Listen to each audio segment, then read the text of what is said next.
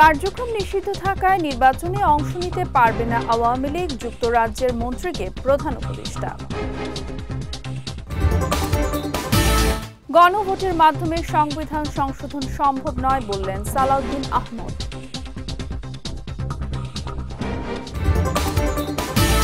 এবং ৩ উপদেষ্টার পদত্যাগের দাবি জামায়াত সহ ৮ দলের।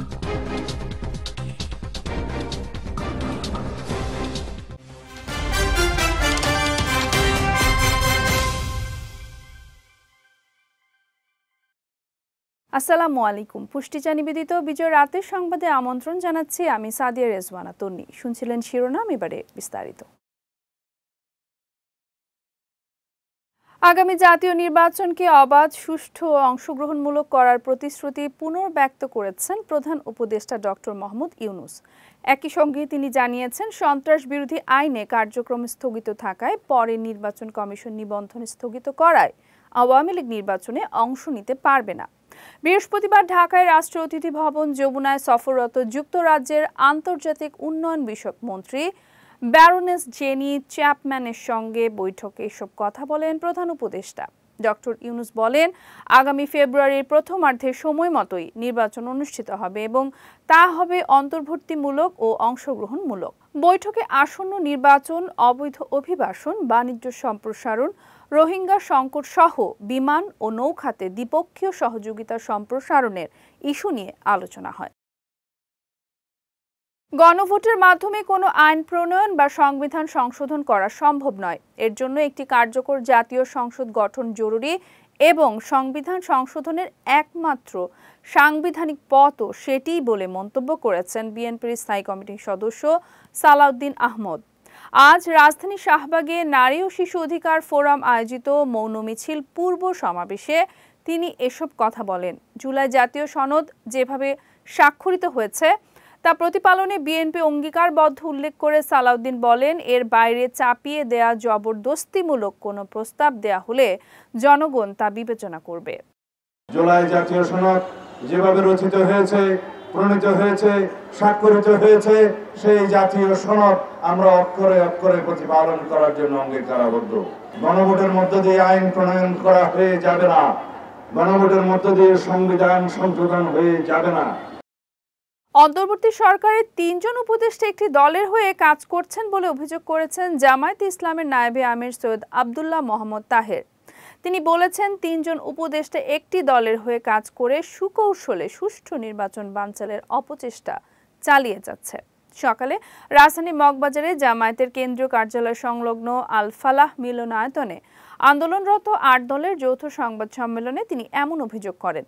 তাহের বলেন, একই দিনে জাতীয় নির্বাচন ও গণভোট হলে গণভোটের গুরুত্ব কমবে। এই ভাবনাকে একটি দলের ফাঁদ হিসেবে উল্লেখ করেন জামায়াতের নায়েবে আমির।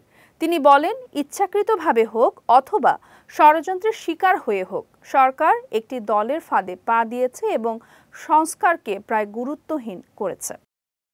প্রধান উপদেষ্টা যে ভাষণ দিয়েছেন, একই দিনে নির্বাচন, গণভোট এবং জাতীয় নির্বাচন, সেটার পরিবর্তন করে অনতিবিলম্বে আলাদাভাবে গণভোট করার তারিখ উনি ঘোষণা করবেন, এটা আমরা আশা করি। গণ অধিকার পরিষদের সভাপতি নুরুল হক নূর বলেছেন, একই দিনে সংসদ নির্বাচন ও জুলাই সনদ নিয়ে গণভোটের সিদ্ধান্ত ইতিবাচক। শুক্রবার রাজধানীতে সাংবাদিকদের এসব কথা বলেন তিনি। নুরুল হক নূর বলেন, ভাষণের আগে নির্বাচন নিয়ে যত সংশয় ছিল সব কেটে গেছে। প্রধান উপদেষ্টাকে ধন্যবাদ, কারণ সকল দলের কথা মাথায় রেখেই তিনি জুলাই সনদ বাস্তবায়ন নিয়ে ভাষণ দিয়েছেন। সামগ্রিকভাবে সকল দলের আবেদনকে বিবেচনা করে প্রধান উপদেষ্টা একটি ভারসাম্য আনার চেষ্টা করেছেন উল্লেখ করে নূর আরও বলেন, এখন আর ফেব্রুয়ারিতে জাতীয় নির্বাচন আয়োজন নিয়ে কোনো ধোঁয়াশা নেই।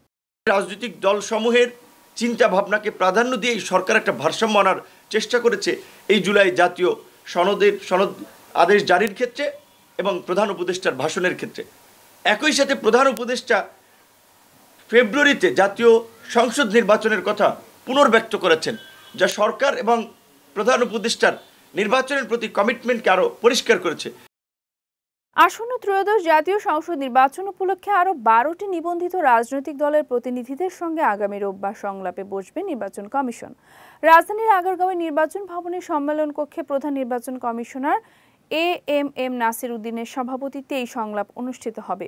ইসি সচিবালয়ের পরিচালক ও তথ্য প্রদানকারী কর্মকর্তা মোহাম্মদ রুহুল আমিন মল্লিক গণমাধ্যমকে এই তথ্য নিশ্চিত করেন।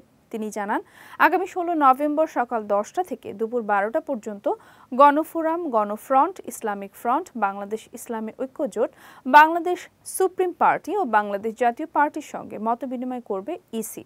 পরে দুপুর 2টা থেকে বিকেল 4টা পর্যন্ত বাংলাদেশ জাতীয় সমাজতান্ত্রিক দল, বাংলাদেশ জাসদ, তৃণমূল, বিএনপি, কৃষক শ্রমিক জনতা লীগ সহ 6টি দলের সঙ্গে সংলাপে বসবে ইসি। আগামী 5 দিন সারা দেশে আংশিক মেঘলা আকাশের সঙ্গে শুষ্ক আবহাওয়া থাকবে বলে জানিয়েছে আবহাওয়া অধিদপ্তর। শুক্রবার আবহাওয়া পূর্বাভাসে জানানো হয়, সারা দেশে অস্থায়ীভাবে আংশিক মেঘলা আকাশ সহ আবহাওয়া শুষ্ক থাকতে পারে। একই সঙ্গে রাত এবং দিনের তাপমাত্রা প্রায় অপরিবর্তিত থাকবে। এছাড়া আগামীকাল শনিবারও দেশের বিভিন্ন অঞ্চলে আংশিক মেঘলা আকাশ বিরাজ করবে এবং তাপমাত্রা অপরিবর্তিত থাকবে। তবে রবি ও সোমবার দেশের কিছু এলাকায় রাত ও দিনের তাপমাত্রা সামান্য বৃদ্ধি পেতে পারে। এছাড়া আগামী মঙ্গলবার সারা দেশে রাতের তাপমাত্রা সামান্য বাড়লেও দিনের তাপমাত্রা প্রায় অপরিবর্তিত থাকবে। পূর্বাভাসে পর্যটক এবং জনসাধারণকে অস্থির আবহাওয়ার জন্য সতর্ক থাকার পরামর্শ দিয়েছে আবহাওয়া অধিদপ্তর।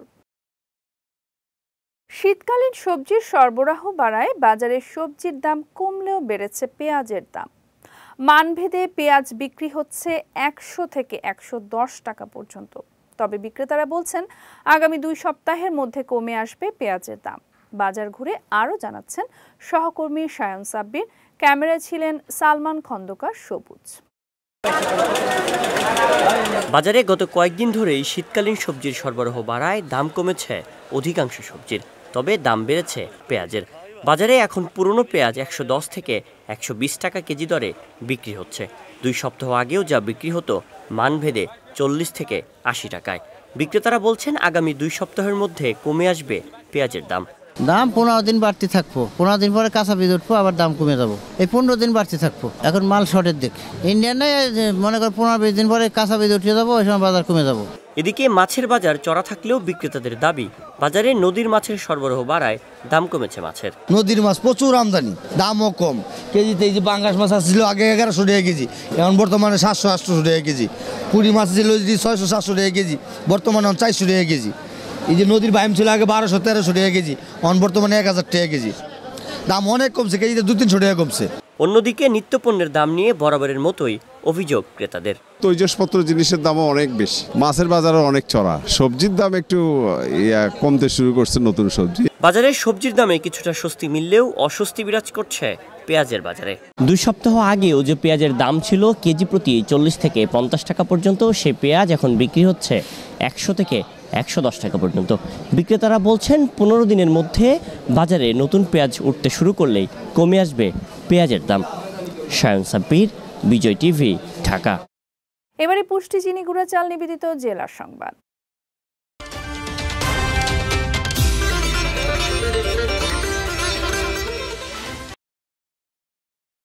সেনাপ্রধান জেনারেল ওয়াকারুজ্জামান বলেছেন, দেশের জনসংখ্যার অর্ধেক নারী।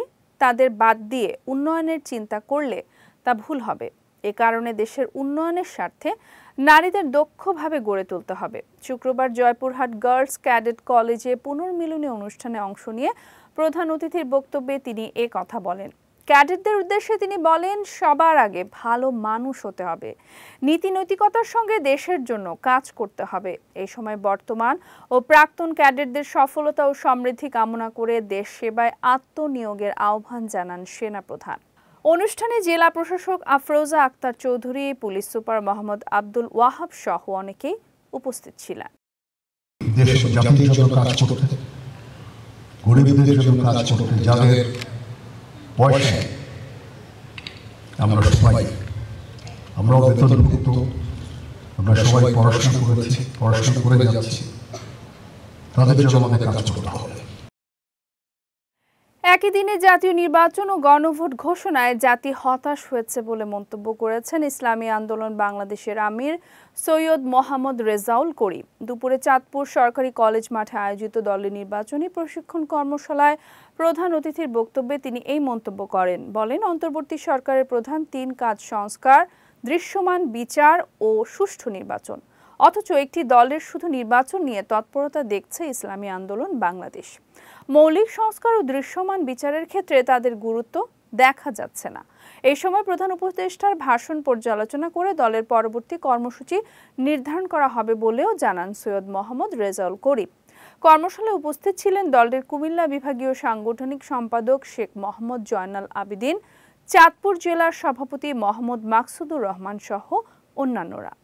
নির্বাচনের ব্যাপারেই তাদের তৎপরতা এবং তাদের আগ্রহটা এবং এটা নিয়েই তাদের ব্যাপারটা আমরা গুরুত্ব দেখেছি, কিন্তু মৌলিক সংস্কার এবং দৃশ্যমান বিচারের ব্যাপারটা অত গুরুত্ব আমরা দেখি নাই। মেহেরপুরের গাংনী উপজেলার কাজীপুর সীমান্ত দিয়ে নারী শিশুসহ 12 জন বাংলাদেশি নাগরিককে ফেরত দিয়েছে ভারতীয় সীমান্তরক্ষী বাহিনী বিএসএফ। শুক্রবার পতাকা বৈঠকের মাধ্যমে বিজিবির কাজীপুর বিওপি ক্যাম্পের কোম্পানি কমান্ডার সুবেদার শাহাবুদ্দিনের কাছে তাদের হস্তান্তর করেন বিএসএফ এর কোম্পানি কমান্ডার সাবিন্দর সিং। হস্তান্তরকৃত ব্যক্তিদের বাড়ি খুলনা, রাজবাড়ী, সিরাজগঞ্জ, বাগেরহাট ও কুষ্টিয়া জেলায়। তারা বিভিন্ন সময় দালালের মাধ্যমে অবৈধভাবে ভারতে প্রবেশ করেছিল। পরে ভারতীয় পুলিশ তাদের আটক করে বিএসএফ এর মাধ্যমে বিজিবির কাছে হস্তান্তর করে। এরপর আনুষ্ঠানিকভাবে তাদের গাংনী থানায় হস্তান্তর করে বিজিবি। গাইবান্ধা সদর উপজেলায় রোপা আমন ধানের কারেন্ট পোকার ভয়াবহ আক্রমণ দেখা দিয়েছে। এতে দিশেহারা হয়ে পড়েছেন স্থানীয় কৃষকরা। মাঠের ফসল নষ্ট হওয়ার শঙ্কায় দিন যাপন করছেন চাষিরা। গাইবান্ধা থেকে মোহাম্মদ হোসেন আলীর পাঠানো তথ্য ও ছবিতে বিস্তারিত আফিয়া রহমান স্নিগ্ধার ডেস্ক রিপোর্টে। গাইবান্ধা সদর উপজেলার ঘাগোয়া ইউনিয়নের নতুন গ্রামের বিস্তীর্ণ ধানের ক্ষেতে সম্প্রতি দেখা দিয়েছে এক অদৃশ্য শত্রু কারেন্ট পোকা। পোকাটি ধানের রস শুষে নেয়, ফলে গাছ দুর্বল হয়ে পড়ে এবং শেষ পর্যন্ত পুড়ে যাওয়ার মতো শুকিয়ে যায়। এ পোকার ভয়াবহ আক্রমণে সবুজ ধানক্ষেত মুহূর্তেই হয়ে যায় বিবর্ণ। কারেন্ট পোকার আক্রমণে ফসল নষ্ট হওয়ার আশঙ্কায় দিন পার করছেন কৃষকরা। ফসল রক্ষায় পোকানাশক ওষুধ প্রয়োগ করতে গিয়ে অনেকেই হয়ে পড়েছেন নিঃস্ব। আশা আকাঙ্ক্ষা নিয়ে তো আবাদ করছিলাম যে আমরা সুখে থাকবো, কিন্তু দেখতেছি এই ওষুধ দিতে দিতে আমি হাড় শূন্য হয়ে গেছে। আমার অন্যান্য বেড়ার তুলনায় এবারকা আমাদের খরচের হারটা বেশি হয়ে গেছে। বিশেষ করে এই যে কারেন্ট পোকা যে আক্রমণ করছে, তো কয়েকবার স্প্রে করার পরেও এর কোনো আমরা সমাধান পাচ্ছি না। কৃষক বাঁচবে কিনা বলা যাচ্ছে না। শুরুর থেকে আমরা যখন থেকে কাটছি তখন থেকে ফুতি পোকা, তারপরে মাজরা পোকা, এই ধরনের এই যে ব্লাস্ট যেটা বলা হয়, তারপরে ওই যে কারেন্ট পোকা, আমরা এই যে ধানগুলো কাটি রাখছি, অকালে কাটি রাখছি। এর আগে আমরা আমন ধানে কারেন্ট পোকা কখনো দেখিনি। এত কারেন্ট পোকার যন্ত্রণায় কাঁচা ধান পর্যন্ত আমরা কাটি রাখতেছি। কৃষি দপ্তরের যারা পরিচালক, তারা যেন এই কারেন্ট পোকার নিশ্চিত কিভাবে করা যায় এবং কারেন্ট পোকা কিভাবে তার সমাধান করা যায়, এটা একটা সরকারের কাছে আবেদন। এদিকে ফসলের রোগবালাই দমনে কৃষি অফিসের পক্ষ থেকে মাঠ পর্যায়ে নিয়মিত পরামর্শ প্রদান, উঠান বৈঠক সহ নানা কার্যক্রম গ্রহণের কথা জানিয়েছেন এ কর্মকর্তা। তো এই বিষয়ে আমাদের উপসহকারী কৃষি কর্মকর্তাবৃন্দ নিয়মিত মাঠ পর্যায়ে কৃষকদেরকে পরামর্শ প্রদান, উঠান বৈঠক এবং দলীয় আলোচনা সহ বিভিন্ন কার্যক্রম গ্রহণ করছে। পাশাপাশি আমাদের অফিস থেকেও আমরা নিয়মিত মাঠ পরিদর্শন করে কৃষকদেরকে পরামর্শ দেওয়ার চেষ্টা করছি। কারেন্ট পোকা নির্মূলে সংশ্লিষ্ট কর্তৃপক্ষের প্রতি প্রয়োজনীয় ও কার্যকরী পদক্ষেপ দ্রুত গ্রহণের দাবি ভুক্তভোগী কৃষকদের। বিজয় টিভি নিউজ ডেস্ক। যাচ্ছি পুষ্টি ড্রিঙ্কিং ওয়াটার নিবেদিত খেলার সংবাদে।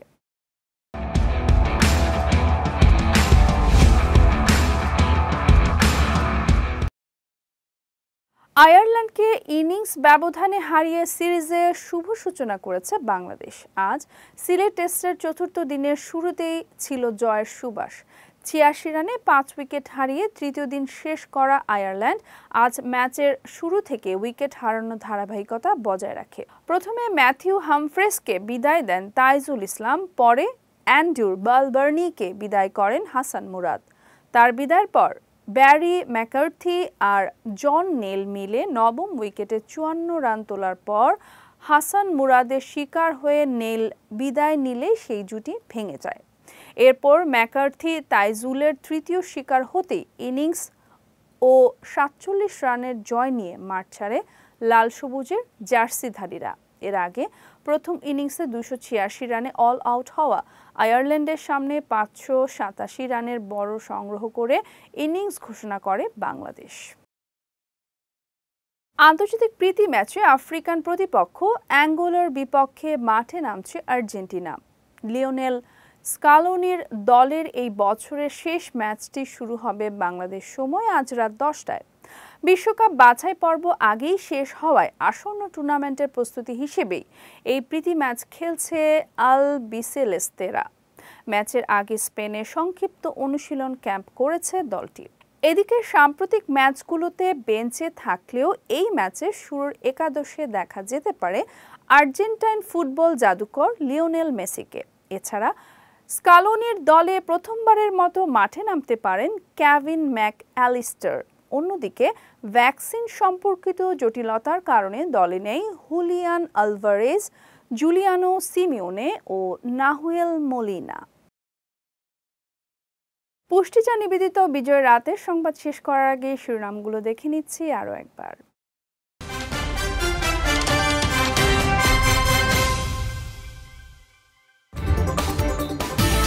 কার্যক্রম নিষিদ্ধ থাকায় নির্বাচনে অংশ নিতে পারবে না আওয়ামী লীগ, যুক্তরাজ্যের মন্ত্রীকে প্রধান উপদেষ্টা। গণভোটের মাধ্যমে সংবিধান সংশোধন সম্ভব নয় বললেন সালাউদ্দিন আহমদ।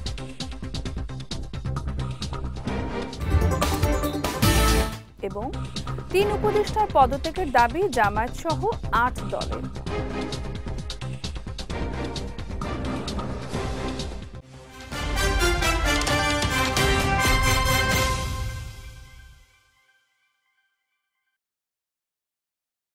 বিজয় রাতের সংবাদ শেষে আজকের মতো আমি সাদিয়া রেজওয়ানা তন্নি আপনাদের কাছ থেকে বিদায় নিচ্ছি। আগামীকাল একই সময় নতুন সব খবর দেখতে চোখ রাখুন বিজয় টিভিতে। এছাড়াও আজকের বিজয় রাতের সংবাদের ভিডিও দেখতে পারেন আমাদের ইউটিউব এবং ফেসবুক পেজে। আমাদের ইউটিউব হলো youtube.com/bijytvofficial এবং আমাদের ফেসবুক পেজ হলো facebook.com/bijytvlimited। এতক্ষণ সঙ্গে থাকার জন্য ধন্যবাদ সবাইকে।